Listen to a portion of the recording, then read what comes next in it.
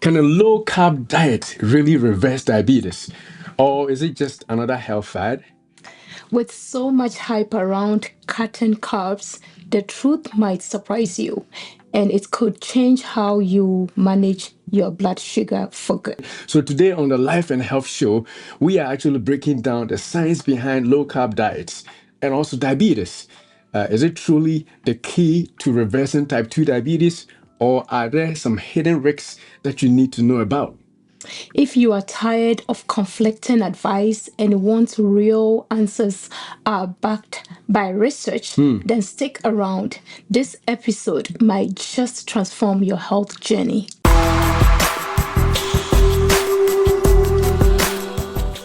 This is our outline for today's show. The first one we're going to be talking about is how low carb diets actually affect your blood sugar control. Then we continue with benefits and risk of low carb diet for diabetes. All right, and then we'll actually talk about some practical tips for starting a low carb diet. If you have been thinking about starting a low carb diet, we're going to be showing you how to safely start it and ensure that you do not lose. Let's try and define what a low carb diet is. So, a low carb diet restricts carbohydrate intake, typically to 20 to 100 grams per day, depending on the plan that you stick with.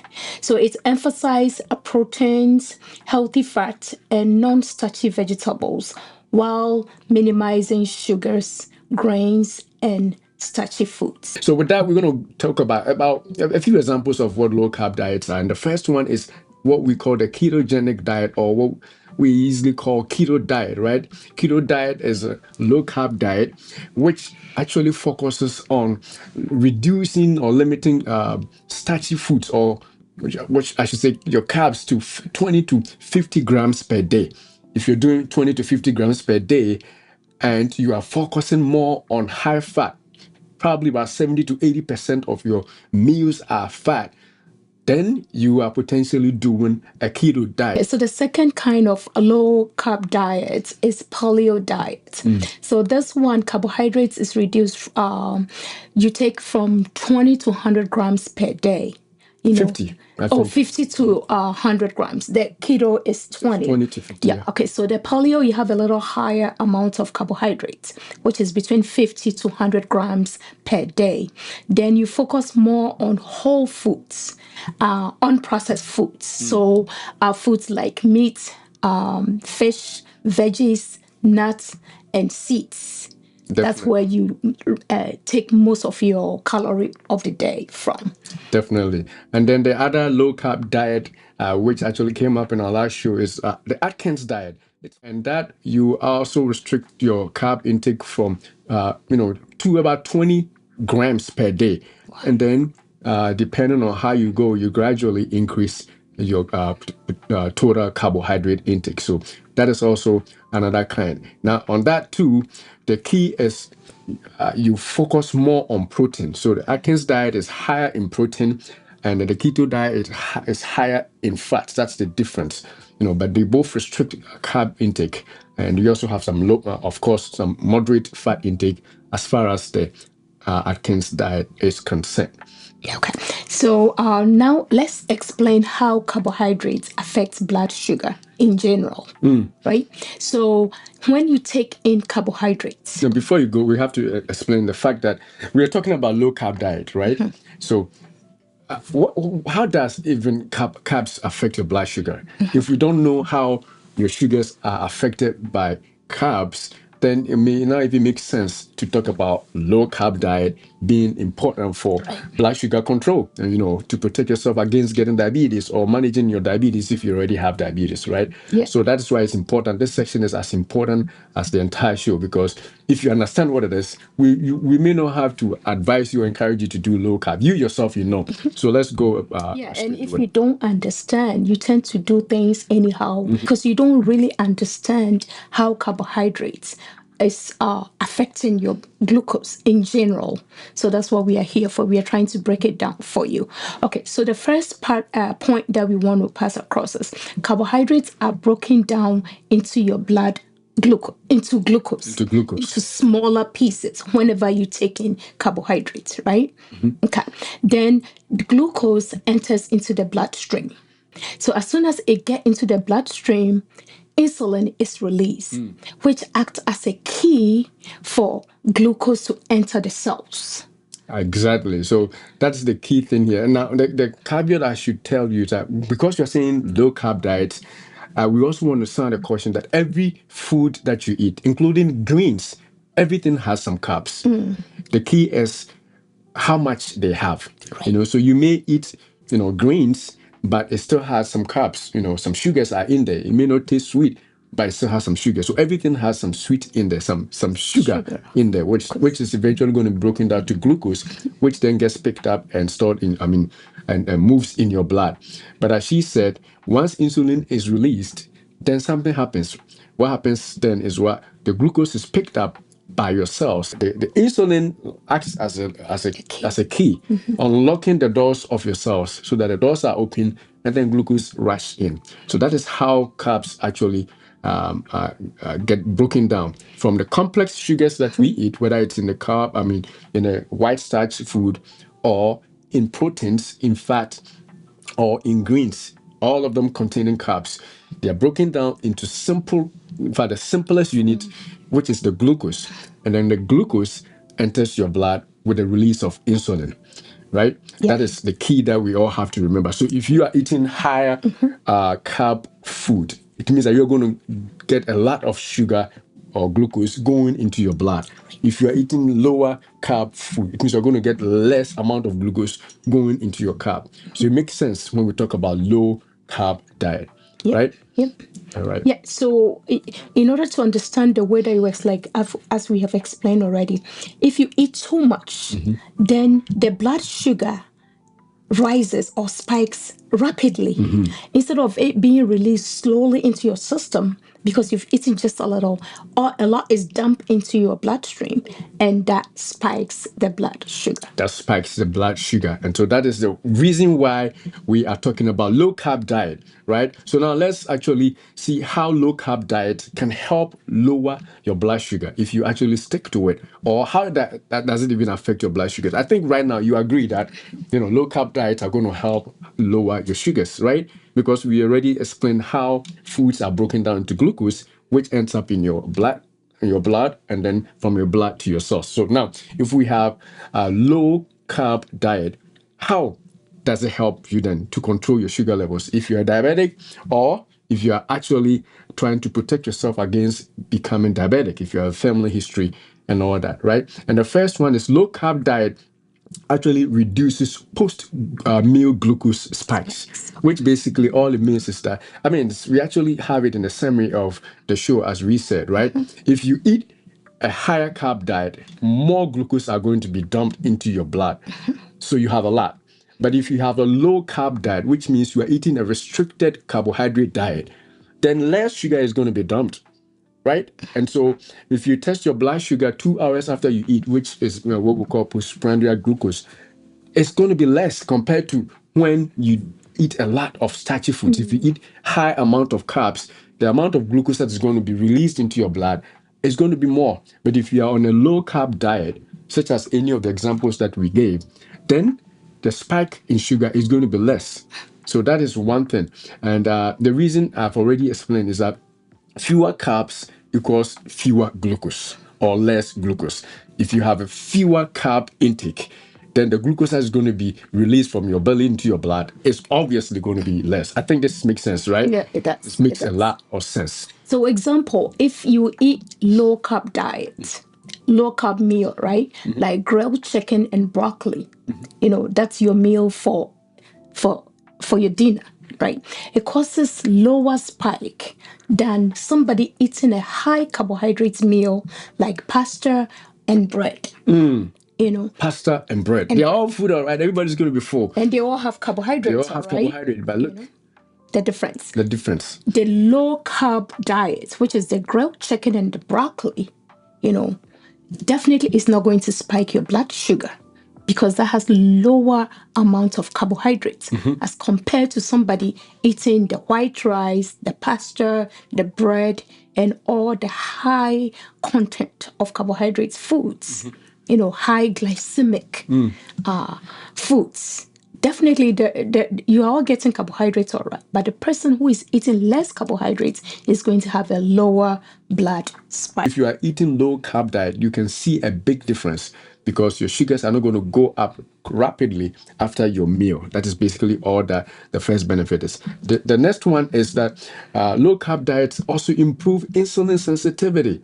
They improve your insulin become very sensitive. Why? Because lower carb intake can enhance the body's response to insulin. If you are taking less carbohydrates, then remember insulin only comes when there's carbohydrates or glucose floating around, right? So because you are not going to be releasing a lot of insulin, the insulin that comes around is sensitive. It gets its job done.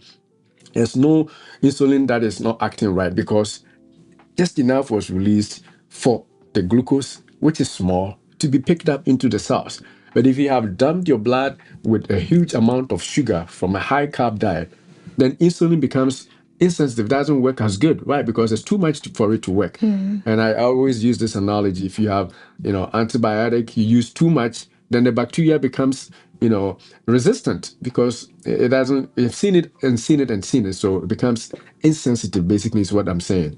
And I think Gifty can also explain it another way. Yeah, so if your glucose is less, you are going to need less insulin. And if you need less insulin to work on the glucose, it means that you are reducing insulin resistance because you don't need a lot to use for the glucose because you are taking in food that has low amounts of carbohydrates. Definitely. You are taking in food with low amount of carbohydrates. All right. So the next benefit of a low carb diet is that it stabilizes your blood sugar levels.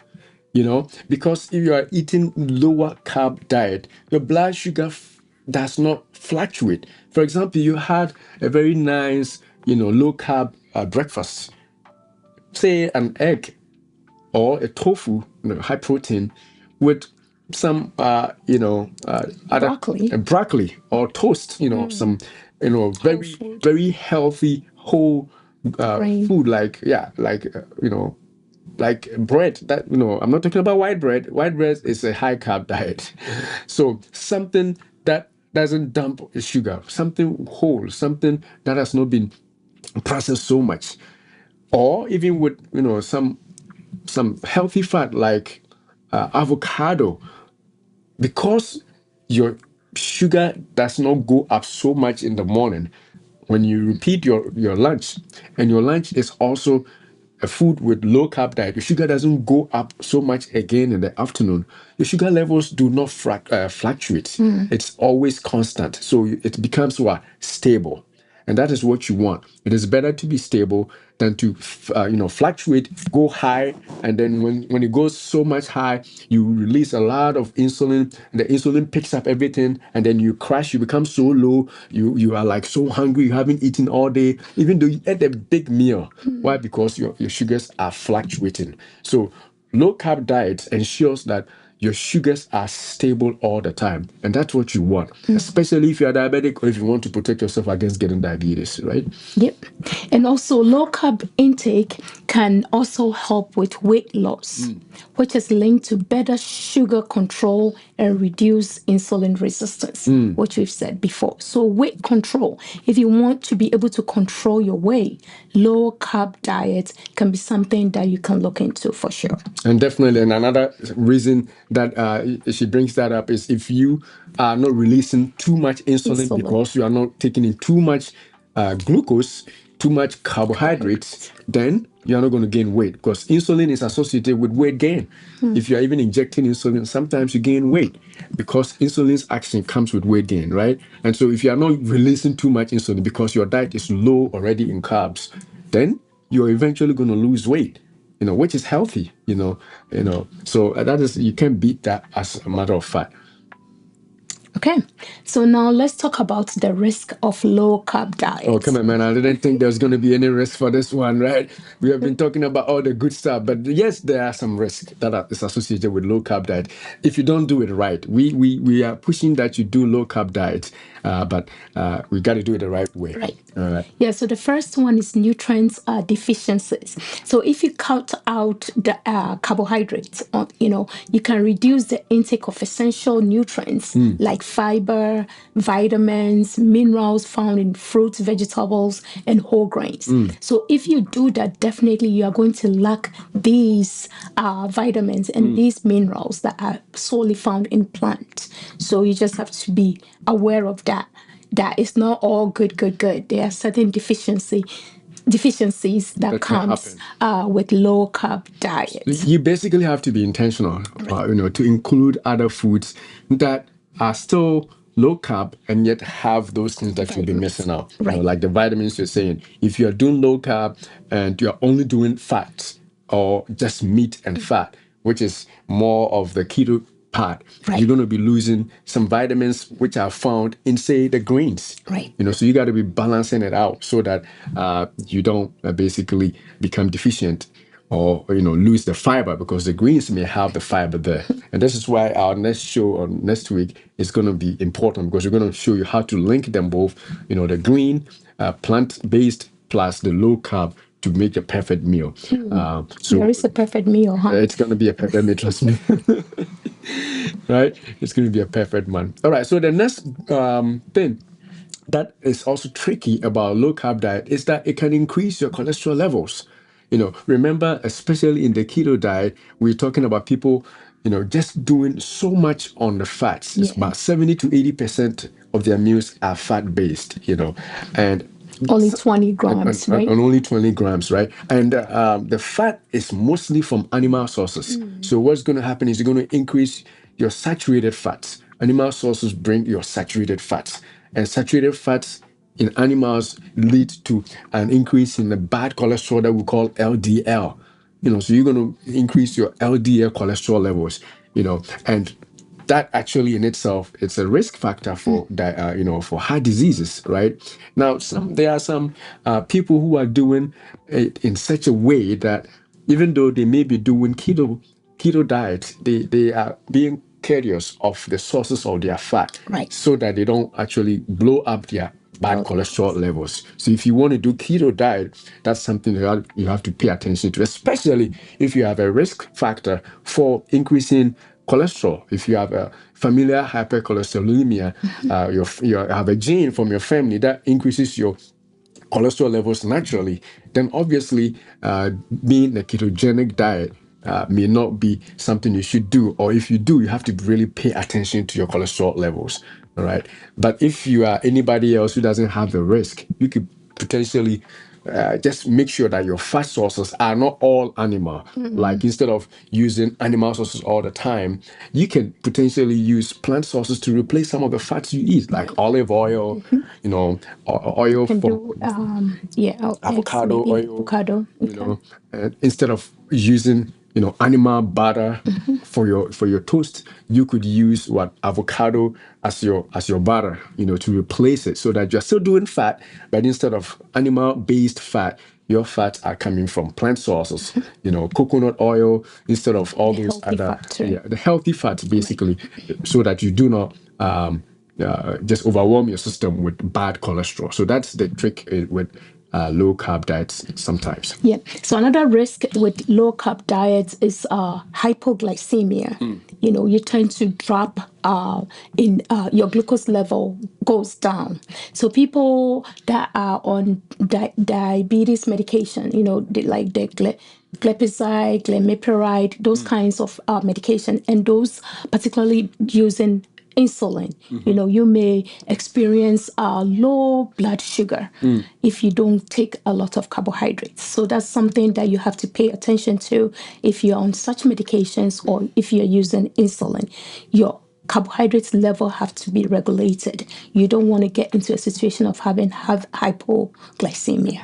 Definitely, you don't want to have hypoglycemia just because you are doing low carb diet. And as we always say, before you start any diet or take any medication, make sure you consult your doctor Right. or your caregiver so that you be on the same page. Because you could do it if you have diabetes, but then the doctor may have to wean you off of some of the insulin secretagogues, as we call them, right? So Right. that you do not secrete too much insulin when you are not already eating carbs. Carbohydrates. You don't need the insulin, when you are not eating the carbs. So, but if you don't work with your doctor, there is a problem because you could drop, your sugars can go down too much and you don't want that to happen. So the key is to talk to your provider before you start any low carb diet. If you're already diabetic, if you're not diabetic, you should be fine because it's going to eventually work out, right? All right. So the next thing is we're going to talk about how to actually do, and I like this because this is a practical way that we want you to use, how to actually start off a low carb diet and do it safely and the best way, to make it easy for you, right? So that's what we're going to be talking about. You can start. Yeah, so you don't want to, because we are saying that low carb diet is recommended, you want to drop everything and go like, you just want to start doing a cold turkey. We are encouraging you to start gradually. You start gradually. So if you don't want to drop everything, if you do drop everything, it's likely that you are going to be very tired, cravings, and all that. So you start gradually. So let's say that you want to start first week, you want to cut out sugary drinks. Today we were talking about sodas out at church. Some people think that, oh, it's nothing, it doesn't taste sweet. But if you read the label, so I challenged one lady just to read the label on that soda, and we realized that one soda has 36 grams of sugar. And that's just that brand. Some maybe even more. Yes. So 36 grams grams. of sugar. My goodness. So if you want to start by cutting out all sugary foods, drinks, that's the easy part. We don't want to drink our calories. So that's an easy way to start. You start gradually by cutting out sugary drinks. So that's it. You start gradually, and the first thing is cut out the first week. Start weekly. Do it week on end. So for the first week, you cut out your sugary drinks and sugary snacks. Right. All those yogurts that we know, some yogurts may be good, but the label may say you got some tons of sugar in there. Cut those out. Replace them with non-sugary products that are healthier for your blood sugars, right? So the non-sugary drinks will be, yes, the best one to go with, that you don't go wrong is the water. Oh, come on, man. That's it. You can beat water. Just drink right? water. Drink water. No argument about it. And funny enough, I had a conversation also with another person at church, and he also mentioned that whenever he drinks water, when his blood sugar is low and he drinks water, his sugars goes up. And then I knew why. Because even though he hasn't eaten, from the night when he woke up before he eats, he drinks water and his sugars go up. Not too much. It goes up. And I'm like, yeah. Because once you drink the water, now the water helps pick up all the glucose that your body may have released from your liver and redistributes it into your blood. So now you are actually circulating the sugar that may have been stuck in one place, basically. So trust me, water doesn't increase your blood sugar at the moment. Water doesn't. It helps move out the sugar from wherever they may be stuck. So you may have eaten, you haven't drank water, and the food is not absorbed, it's sitting in your stomach. You check your blood sugar and it's, oh, it's good. It ain't good yet until you have drank water and it's been picked up. Come on, man. If it's not absorbed, it's not in the blood. It has to be absorbed before you see. That's why we usually wait for 2 hours before you check your blood sugar after you eat. Because by then, it's presumed that not only has it been digested, it has also been picked up and sent into your blood so you can see the true thing. So yeah, water replaces all sugary drinks. Water tastes the best. If you can drink it chilled, if that's how you can do it. But however much you can drink it, we want you to actually drink water instead of doing any sugary drinks. And trust me, I don't think that any adult should be drinking any sodas. No, if you are thirsty and there's nothing to drink and you have to quench your thirst, and all you got is a sugary drink, a soda or a mineral, and you are going to fall down if you don't drink water, then we may say, okay, for that time, just drink it because there's no water there's no substitute there. But apart from that, I'm challenging you. Don't drink sodas. Don't drink minerals. Don't drink sweetened beverages because they are not going to do you any good. Drink water and clean out your system.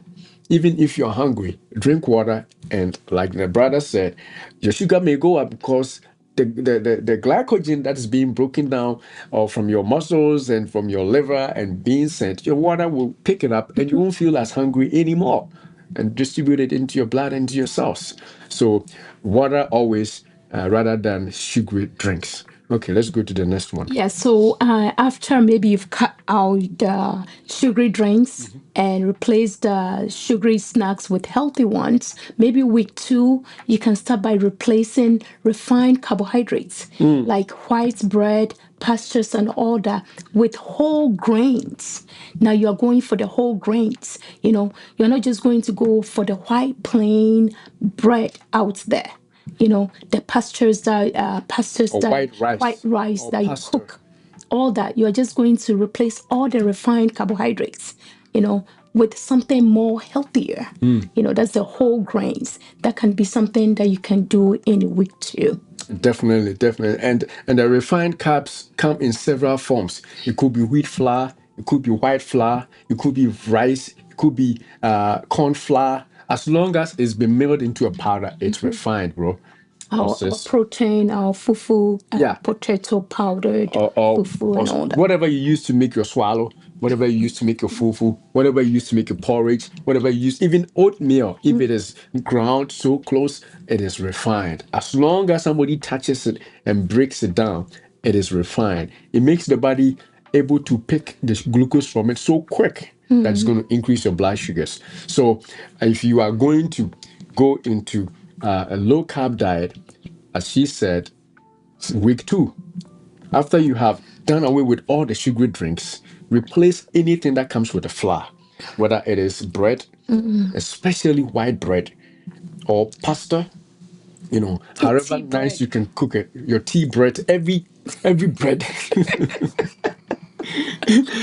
every kind of bread that you may be using, you got to stop because otherwise, all you can do is increase your blood sugar levels, and you don't want that to happen for you. All right. Uh, Okay. We, Go we ahead. continue. And third week, after you've replaced all your refined carbs with whole grains, you can now try and reduce the size, the quantity that you consume. So if you're eating a whole bowl of rice, this time you've changed it to maybe brown rice, or you've changed it to quinoa, or you've changed it to maybe the complex carbohydrates. Now you try to reduce the quantity that you consume, on the third week. And slowly you can learn to get into the diets, the low carb diet. Definitely. So as you keep doing it, you get better. It doesn't get better right away, but with time, gradually, you can graduate to eating low carb diet. Definitely, definitely, definitely. And we have a testimony of our own. We used to drink our coffees and our sugar, our teas with cream and with sugar, and all of us have stopped completely. She drinks her coffee black. I drink my coffee black. I drink my It tea. didn't start Tea. easy. Yeah, it's not easy in the beginning, but once your tongue gets used to it, That's it's it. not. It's like you have sacrificed nothing. You have not sacrificed anything. In the beginning, like the first week you start, you may begin to see. But if you keep at it, you get a nice flavored coffees.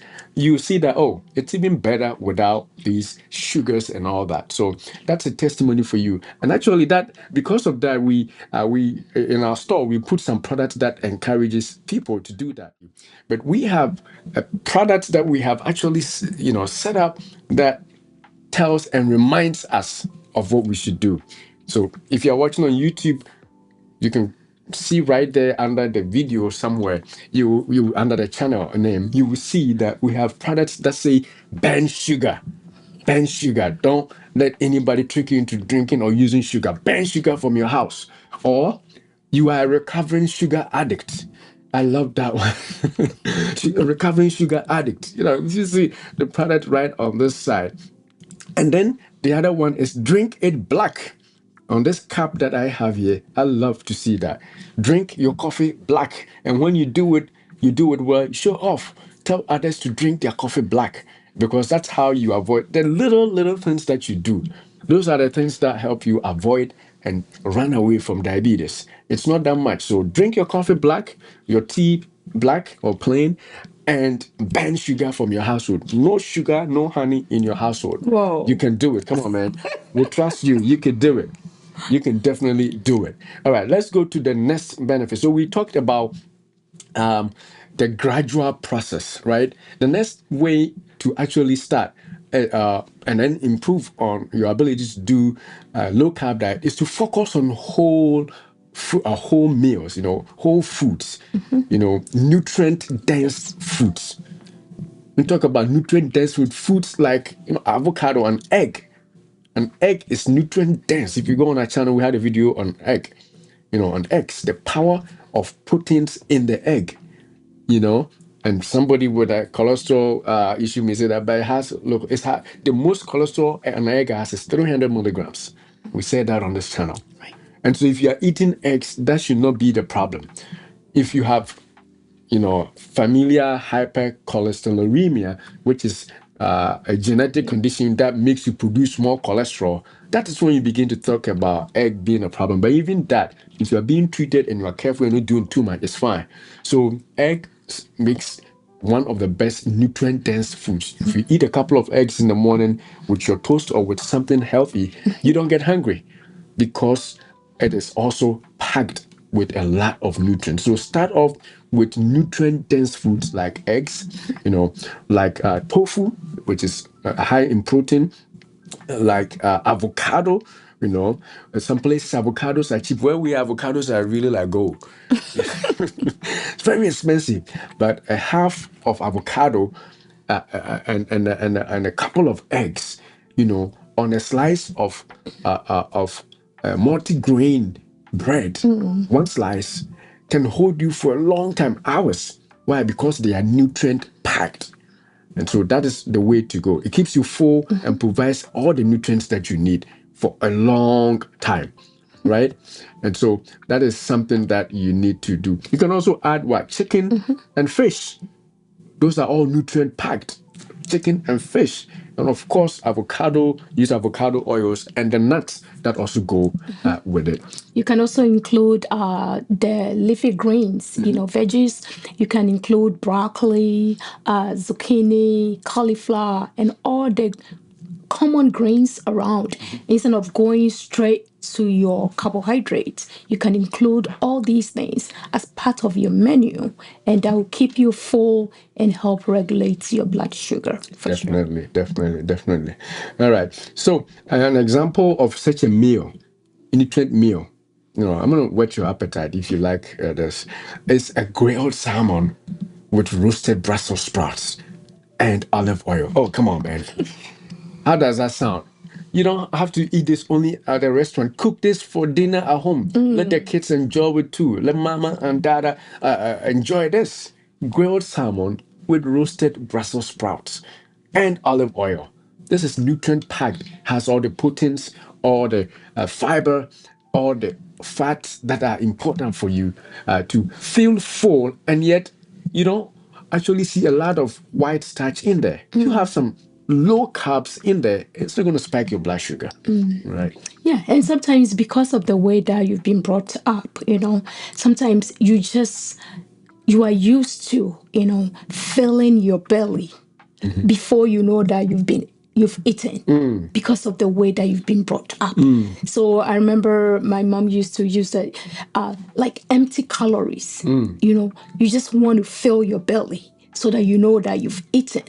No. So we are now trying to show that you can do the nutrient dense foods and you still feel full, because the nutrients in there feeds the cell, that it curb the cravings and the unhealthy foods, and that will make you stay full for long because they are nutrient dense, like you're saying. So don't try to seek after filling your belly so much, because that's what you're used to. We try to change the diet around and eat foods that will really fill your cells and curb down the bad hormones that make you crave for carbohydrate The foods. ghrelin, right? Yes. Leptin and ghrelin, bad hormones that are going to make you crave for even more junk food. All right, so the next tip for you to do a low carb diet is to plan ahead to avoid temptation. Come on, man. Temptation. Temptation, yes. If you don't plan, well, we have an old saying that if you refuse to Fail. plan, you have already planned to fail, fail. right? So make sure you plan your meals, and this prevents impulsive high carb choices. If you have planned enough, concerning your, especially your weekly grocery, when you go to the supermarket, what you're going to buy, you have already planned. When you made your list, you made sure that you took out all those big starchy items, and you don't have them at home. When you're hungry, it's not home. So where are you going to get it to eat? But if you don't plan, you just go Or shopping. you can Uber it. Oh, you can. Oh, come on, man. We don't want that. We don't want anybody bringing that into our homes.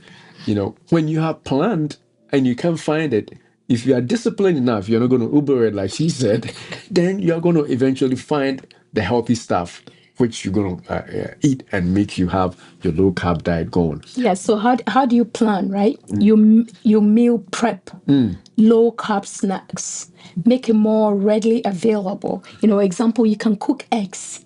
If eggs are one of your choices, you can cook them and put them in the fridge.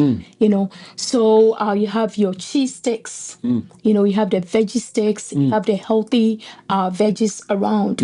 You have the hummus. You have all the healthy stuff. You have the almond butter. You have all these food that, like, when you are hungry, you can reach out to it and just eat. And those are the nutrient dense foods that would definitely help control the temptation, that you fall into this temptation goodness. of just grabbing the soda, grabbing, the chips, because that's readily available in the household. Definitely. You don't want to do that. You don't want to grab the sodas that are in the house if you can avoid it at all costs. But like you're saying, if you don't plan, you have planned to fail. All right. So the next tip is that I want you to stay hydrated and replenish all the electrolytes that you may be losing from a low carb diet. Because on a low carb diet, it can lead to dehydration for the most part, and sometimes to electrolyte loss for stuff like sodium and potassium and even magnesium. Right. Now, if you're not eating your fufus, your starches, your dumplings, your swallows, your potatoes, your mashed potatoes, you are not adding salt as much because you're eating whole meat, whole foods and fats. Nobody actually adds salt to fats, So you basically may not have enough electrolytes on board. So you got to be intentional about drinking plenty of water, potentially 2 to 3 liters a day, so that you don't get dehydrated. And then also, even with the water, unless you have been diagnosed with high blood pressure where you may be salt restricted, you can add a pinch of salt, to your meals or drink, broth, veggie broth or stuff like that, just to make sure that you are replacing some of the electrolytes that you may have lost as a result of stopping all these junk food, like your sodas and all those drinks that you are not drinking those anymore, and you are not somebody who drinks a lot of water. So you need to drink, intentionally to make sure that you are on point as far as electrolytes are concerned, right? Yeah, and also you can be intentional about eating foods that are high in potassium, potassium-rich foods.